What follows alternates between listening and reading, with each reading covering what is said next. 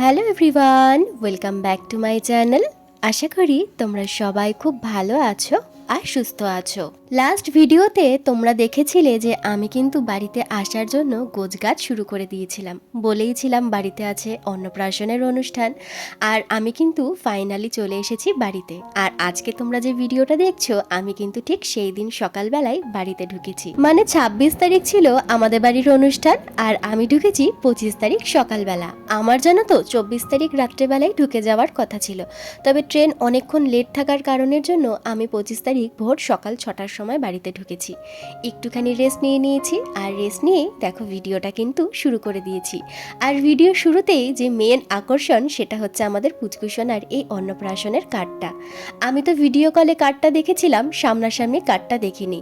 ঘরে ঢুকতেই দেখি টেবিলের ওপরে কিন্তু এই সুন্দর কার্ডটা রাখা রয়েছে। তাই ভাবলাম যে আমার ভিডিওতে তো তোমরা ওর কার্ডটা দেখোনি, মানে অন্নপ্রাশনের কার্ডটা তো তোমরা দেখোনি, তাই আজকে এই কার্ড দিয়ে কিন্তু ভিডিওটা শুরু করি।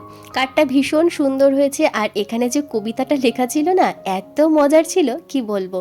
তো ওভারঅল কার্ডটা ভীষণ সুন্দর, আর এই কার্ডটা দেখে না আমার বধূবরণের কার্ডের কথা মনে পড়ে গেল। আমার বৌভাতেও ঠিক এমনই একটা কার্ড হয়েছিল। আর এদিকে দেখো মা সকাল সকাল স্নান করে নিয়েই ঘরে ঢুকেই আমাকে বলল, নে তুই এবার চলে এসেছিস, এবার অন্নপ্রাশনের কার্ডটা পুরোটা আমাকে পড়ে শোনা। মায়েরও পড়া হয়নি, আর এদিকে মায়ের কথা মতন আমি কিন্তু পুরো কার্ডটা পড়তে বসে পড়েছি। আর আজকে জানো তো আমাদের কিন্তু ঘরে কোনো কাজকর্ম বিশেষ নেই।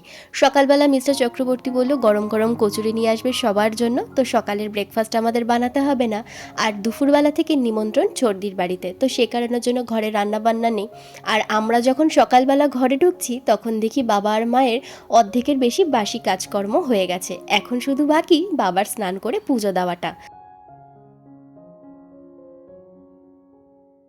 ওদিকে আমার কাঠ পড়ে শোনানো তো হয়ে গেছে, আর এদিকে দেখো আমি এখন চলে এসেছি তত্ত্বের ট্রেগুলো দেখে নেওয়ার জন্য। আমি যা যা জিনিস কিনেছি সেগুলো তত্ত্বের ট্রেতে কিভাবে সাজালে ভালো লাগবে, কিভাবে ডেকোরেশন করব, সেই কারণের জন্যই তত্ত্বের ট্রেগুলো একবার দেখে নিচ্ছিলাম। আমি যদি এখানেই থাকতাম তাহলে এই অসুবিধাটার মধ্যে না আমাকে পড়তে হতো না। তাহলে আমি জিনিসপত্র বলো বা ট্রে বলো চোখের আন্দাজ বুঝে কিনতে পারতাম। ট্রেগুলো তো দিদিরা কিনে এনেছে, আমিই বলেছিলাম কোনটার কীরকম কী সাইজ লাগবে সে বুঝেই ওরা কিনে এনেছে। তবে যতক্ষণ না আমি চোখের সামনে দেখতে পাচ্ছিলাম যে জিনিসগুলো দিয়ে তত্ত্বের ট্রেগুলো পুরোটা ভর্তি হচ্ছে কিনা, বা সুন্দর লাগছে কিনা, বা জিনিসটা আটছে কিনা, ততক্ষণ না আমার শান্তি হচ্ছিল না। আর এর মধ্যেই মিস্টার চক্রবর্তী চলে গেছিল কচুরি আনতে, তো বাজার থেকে ফেরার পথে এই এত সুন্দর গাছটা কিন্তু নিয়ে এসেছে।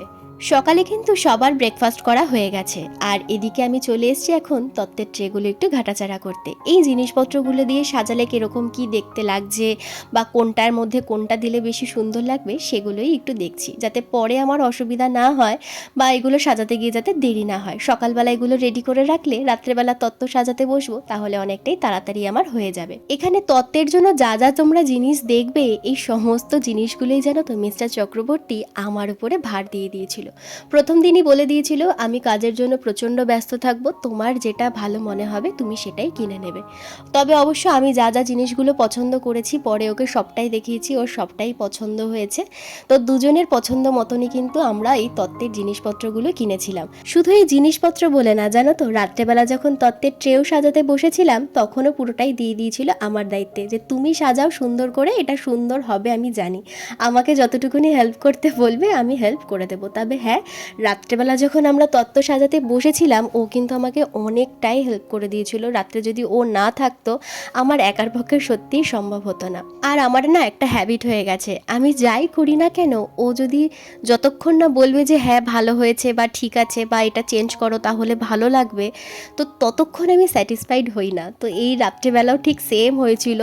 তো ও ছিল বলেই পুরোটাই সম্ভব হয়েছে খুব সুন্দরভাবে। তোমরা ভিডিওটা পুরোটা দেখলেই বুঝতে পারবে। আমার মনে হয় জানো তো, আমাদের কাছের মানুষগুলো যদি আমাদের জন্য কিছু করে তাহলে তাদের অবশ্যই কিন্তু ক্রেডিট দেওয়াটা দরকার, কারণ তারা খুব আনন্দ পায় এই ক্রেডিটটা দিলে, আরও সামনের দিকে এগিয়ে যাওয়ার জন্য কিন্তু একটা উৎসাহ পায়। আর সবথেকে বড় কথা, ক্রেডিট দেওয়ার জন্য কিন্তু একটা মন দরকার। আমাদের আশেপাশে বা আমার আশেপাশে এমন অনেক চেনাশোনা মানুষ আছে যারা কিন্তু তাদের কাজের জন্য কিছু করলে ক্রেডিট দিতে একদমই পারে না, নয়তো ক্রেডিটটা নিজের দিকে নিয়ে নেয় আর নয়তো ক্রেডিটটা অন্যের দিকে দিয়ে দেয়। যে বা যারা করেছে কাজটা তাদের কিন্তু কোনো ক্রেডিটই হয় না। ওই যে প্রথমেই বললাম, ক্রেডিট দেওয়ার জন্য একটা সুস্থ আর একটা সুন্দর মনের দরকার, যেটা কিন্তু সবার থাকে না। আর এতটুকুনি জানো তো, আমি গর্ব করে বলতে পারি আমার শত্রুও যদি আমার সামনে বা পিছনে কোনো ভালো কাজ করে, আমি তাকেও ক্রেডিট দিতে কিন্তু ছাড়বো না। আর এটাই জানো তো আমার শিক্ষা, ভালোকে ভালো বলাটা। তো যাই হোক, আমি প্রথমেই চলে এসেছিলাম সোদপুরে, তার কারণ একটা কাস্টমাইজ কুলো আমার নেওয়ার ছিল। কুলোটা আমার নয়, কুলোটা ছিল ছর্দির। তো ছর্দি আমাকে বলেছিল যে এরকম কাস্টমাইজ কুলো যদি কেউ করে থাকে তাহলে একটু বলিস। তো আমারই এক বন্ধু মানে বান্ধবী এরকম কুলো বলো, পিড়ি বলো, অনেক কাস্টমাইজ জিনিস বানায়। তো তারকেই এই অর্ডারটা দেওয়া হয়েছিল। তো এটা দেওয়ার কথা ছিল হচ্ছে 22 তারিখে। তো ওর পুরোটা কাজটা কমপ্লিট না হওয়ার কারণের জন্য আজকে 25 তারিখে কিন্তু এই কুলোটা আমাকে নিতে হলো। তো কুলোটা নিয়ে তারপর সবার প্রথমে চলে গেছিলাম হচ্ছে মিষ্টির দোকানে। মিষ্টির অর্ডার তো দিতে হবে। আমরা যেহেতু এই একদিন আগে এসেছি, খুব ইচ্ছে ছিল যে বিয়ের সময় তত্ত্বের ট্রেতে যেরকম মিষ্টি দেয় সেরকম মিষ্টির। তো এই দোকানে এসে শুনলাম যে এরকম মিষ্টি কিন্তু একদিনের মধ্যে বানিয়ে দেওয়াটা পসিবল হবে না। তো সেই কারণের জন্য আমরা দেখো এই যে সুন্দর মাটির ভাঁড়গুলো দেখতে পাচ্ছ, এই ভাঁড়ে কিন্তু মিষ্টি নেব বলে ঠিক করেছি। তো সেই মিষ্টির অর্ডারটা এখানে দিয়ে গেলাম, কাল সকালবেলা এসে নিতে হবে। তো অর্ডারটা দিয়ে তারপর এখন চলে যাচ্ছি সোজা আমার বাড়িতে। আমার বাড়িতেও আজকে আমি যেতাম না, তার কারণ যেতে হচ্ছে একটাই কারণ, কারণ মায়ের থেকে নেওয়ার আছে আমার একটা শাড়ি। তো আজকে এতটাই তাড়াহুড়োর মধ্যে ছিলাম, মাকে আমি বলেই রেখেছিলাম মা আজকে সকালের দিকে আমি হয়তো যেতে নাও পারি, গেলে হয়তো বিকেলের দিকে একটুখানি দেখা করে আসবো। তবে ভাবলাম বিকেলে আরও কাজকর্ম থাকবে, তো যেটুকুনি সময় হবে এখনই হবে। তো গিয়ে 5 মিনিটের জন্য একটু দেখাটা করে মায়ের থেকে শাড়িটা নিয়েই কিন্তু বেরিয়ে যাব, কারণ এখনও অনেক জিনিস কেনার বাকি আছে। তো এখানে ঘরে ঢুকতেই মা দেখছিলাম ঘর মুছছিল, আমাদের দেখে বললো আয় আয় ঘরে আয়, পরে ঘরটা মুছবো। আর এদিকে ওই যে বাবা মা যে আমাদের চেন্নাইতে গেছিলো না, তখন তো বাবা মায়ের কিছু জামা কাপড় ছিল, ওই ট্রলিতে করে আমি নিয়ে এসেছিলাম। তো ট্রলিটা আমার লাগবে, কারণ আমার কাছে বড় ব্যাগ নেই। আর অনুষ্ঠানে যাব, জামা কাপড় নেব। তো মাকে বলেছিলাম মা ব্যাগটা আমি রাখি, তোমার জিনিসপত্রগুলো আমি একটা আলাদা ব্যাগে করে এনে দিয়ে যাব। তো সেই জিনিসগুলো মাকে এখন দিয়ে দিলাম। আর প্যাম্পুর জন্য আর গুলুর জন্য দুটো সেম খেলনা এনেছি, জানো তো, খেলনা না ঠিক, এটা একটা আঁকার জিনিস। তো প্যাম্পুর জিনিসটা মার হাতেই দিয়ে দিলাম, মাকে বললাম পরে ওকে দিয়ে দিও। আর এখানে কিন্তু আমাকে দেখে এক ছুট্টে চলে এসছে আমার কোলে। তো বাড়িতেও খুব বেশিক্ষণ বসিনি, 10-15 মিনিট বসেই কিন্তু আবার বেরিয়ে গেছি, কারণ এখনও বাকি আছে আমার কিছু তত্ত্বের ট্রে কেনা। এখন যে তত্ত্বের ট্রেগুলো আমি কিনতে এসেছি, এই ট্রেগুলো জানো তো কিনতে আমাকেই আসতে হতো, কারণ এই ট্রেতে যে জিনিসগুলো আমি দেব সেই জিনিসগুলো যতক্ষণ না আমি চোখে দেখছিলাম ততক্ষণ আমি কাউকেই বলতে পারছিলাম না যে এই মাপের ট্রেগুলো নাও। তো এগুলো মানে যা যা জিনিস আমি দিচ্ছি এগুলো চেন্নাইতেই আমি অর্ডার করেছিলাম, জিনিসগুলো চোখে দেখে নিয়েছি, সেই মাপ অনুযায়ী এখন চলে এসেছি এই ট্রেগুলো কিনতে। খুব বেশি বাকি নেই, ওই 5-6টা মতন বাকি আছে, সেই অনুযায়ী এখন ট্রেগুলো নিয়ে নিচ্ছি। আর তার সাথে আমার খুব ইচ্ছে ছিল যে ওকে একটা পিতলের কাজল লতা আমি দেব। তো ওখানে তো মানে চেন্নাইতে তো আমি এই কাজল লতা বলো বা পিতলের কোনো জিনিস এরকম পাইনি। তো ঠিকই করে রেখেছিলাম যে যখন ট্রে কিনতে আসবো এই দশকর্মার দোকানেই আমি জিনিসটা পাবো। তো সেই কারণের জন্যই কিন্তু এখানে এসে সবার প্রথম আমি কাজল লতারই খোঁজ করেছিলাম। দেখো মনাগুলো যখন হয়েছে বা ওদের যখন অন্নপ্রাশন হয়েছে তখন তো আর আমি ছিলাম না। আর ওর মুখে শোনা মনার অন্নপ্রাশনে মানে মুখে প্রসাদ যে দেওয়া হয়েছে সেটা ওর মামা কিন্তু দিতে পারেনি, ওদের বাড়ির একটা ওষুধ ছিল, সেই ওষুধের জন্য কিন্তু দিতে পারেনি। আবার গুলো আর হুলো যখন ছিল তখনও কিন্তু সেরকমভাবে অন্নপ্রাশন বলো বা মুখে ভাত, মামা ভাত যাই বলো না কেন সেরকমভাবে কিন্তু দিতে পারিনি। তাই আমাদের দুজনেরই খুব ইচ্ছে ছিল যে ওর অন্নপ্রাশনে আমরা আমাদের সামর্থ্য মতন যাই দিই না কেন কিন্তু সুন্দর করে সাজিয়ে গুছিয়ে দেব। আর যতই হোক ও আমাদের বাড়ির কিন্তু এখন একমাত্র ভাগনা। যদিও আমি ছেলে বলো বা মেয়ে বলো কোনোটারই আমি তফাৎ রাখি না, তবে যতই হোক ও তো এখন ছোট্ট, আমাদের বাড়ির সব থেকে ছোট্ট সদস্য, তা ওর জন্য একটু স্পেশাল কিছু তো হতেই হয়, তাই না? এদিকে দেখো আমার কিন্তু তত্ত্বের ট্রে নেওয়া হয়ে গেছে, আর এখন কাজল লতাটা নিলেই কিন্তু ব্যাস হয়ে যাবে। আর আমি এখানে বেশ কিছুটা তাড়াহুড়োই করছিলাম, তার কারণ কি জানো, আমি ভাবছিলাম যে কতক্ষণে আমি ওই বাড়িতে যাব আর কতক্ষণে পুচকুকে একটু কোলে নেব। কারণ সেই ওকে দেখেছিলাম যখন ও হয়েছিল তার 7 থেকে 8 দিন কি 9 দিনের মাথায় আমি কিন্তু চলে এসেছিলাম চেন্নাইতে। তারপর যতবারই দেখা হয়েছে সেটা ভিডিও কলে, সামনাসামনি আজকে এই প্রথমবার ওকে দেখব। এই যে 4-5টা মাস পরে ও কতটুকুনি বড় হয়েছে, তো সেটার জন্য ভীষণ এক্সাইটেড ছিলাম। আর মিস্টার চক্রবর্তী সকালবেলা যখন মাকে দিতে গেছিলো তখনই মাকে দিয়ে আসার সময় ও একটু কোলে নিয়েছে, আবার আমাকে এসে গল্প করে বলছিল যে কি শান্ত, আমার কোলে একবারই চলে এসেছে। তো সব কিছু নিয়ে না আমার ভীষণ এক্সাইটেড লাগছিল যে কতক্ষণে আমি ওই বাড়িতে যাব। আর এখানে তো আজকে সন্ধেবেলা মানে বিকেলবেলা হলুদ কোটা হবে, তো সেই হলুদটা তো মামা বাড়ি থেকেই যাবে, তো এখানে আমি হলুদ আর গিলা কিন্তু নিয়ে নিয়েছি। এদিকে সমস্ত কাজ প্রায় হয়ে গেছে, এখনও শুধু কেনাকাটা বাকি আছে, সেগুলো সন্ধেবেলা মানে ফল, স্ন্যাক্স, মিষ্টি। মিষ্টি তো কাল সকালবেলা, আরও টুকিটাকি জিনিসপত্র নেওয়া বাকি আছে, তো সেগুলো সব সন্ধেবেলা নেব। এখন বাড়ি চললাম।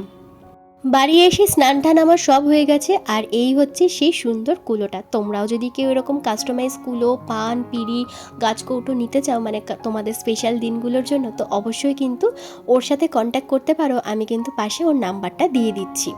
আর স্নান টান করে রেডি হয়ে এখন চলে এসেছি ব্যাগটা গুছিয়ে নেওয়ার জন্য, কারণ বারে বারে এই বাড়ি আর ওই বাড়ি তো করবো না, আর আমার কাছে বড় ব্যাগও ছিল না, তো সেই কারণের জন্য মায়ের এই ব্যাগটাই আর কি নেওয়া।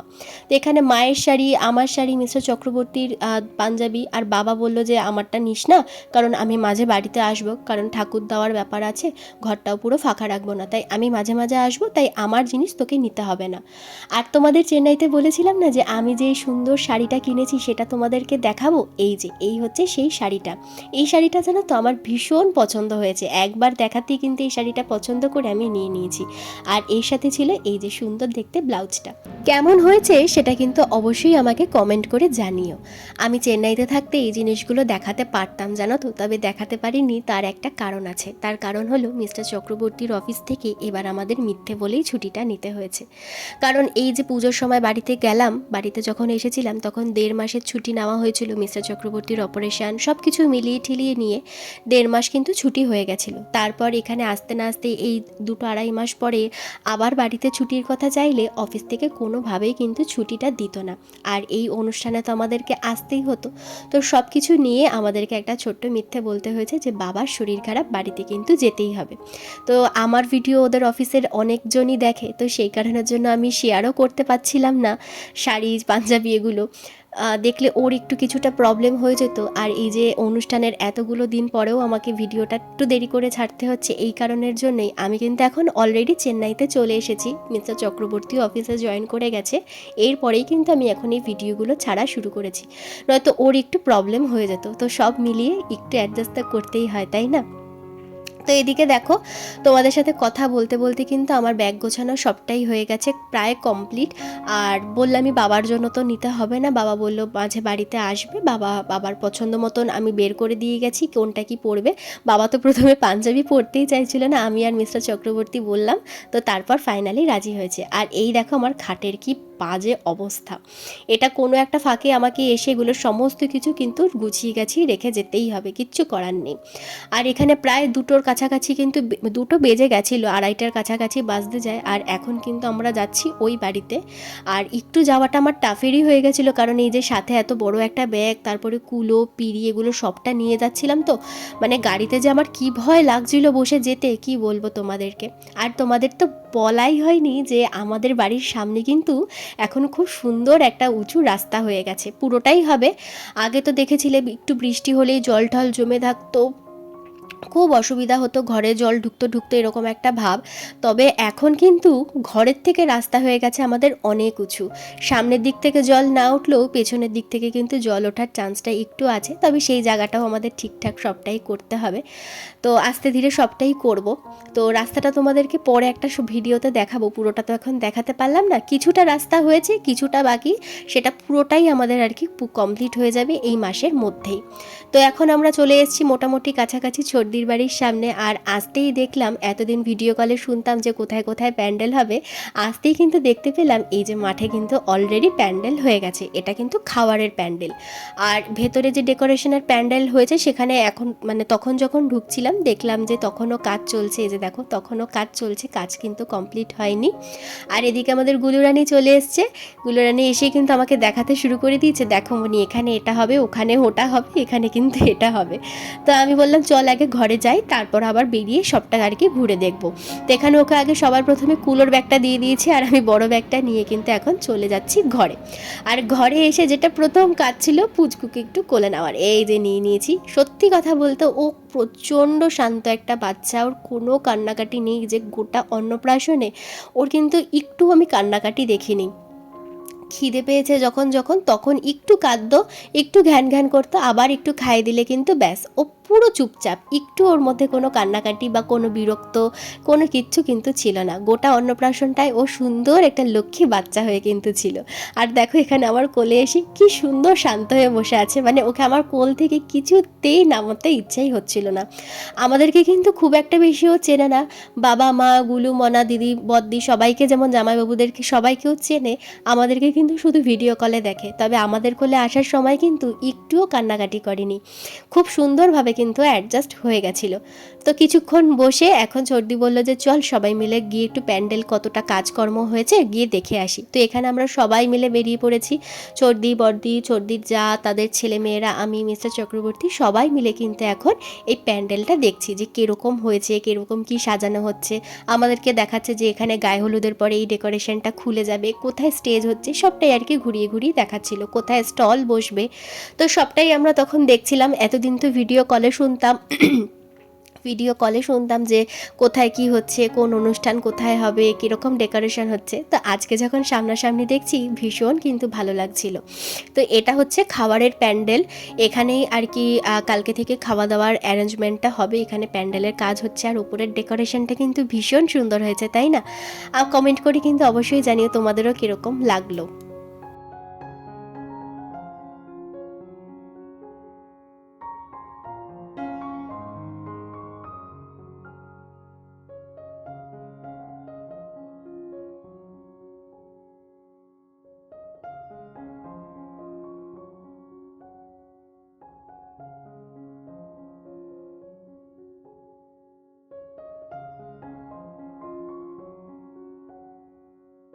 তো প্যান্ডেল দেখা হয়ে গেছে কমপ্লিট। আমার তো ভীষণ সুন্দর লেগেছে খাবারের প্যান্ডেলের ওপরের ডেকোরেশনটা।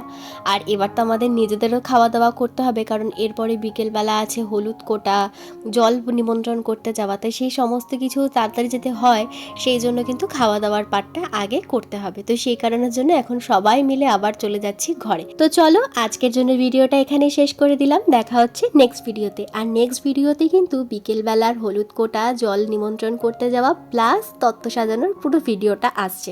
তো অবশ্যই দেখতে হলে চ্যানেলটা কিন্তু সাবস্ক্রাইব করে রেখো। তো এখানে শেষ করলাম, টাটা।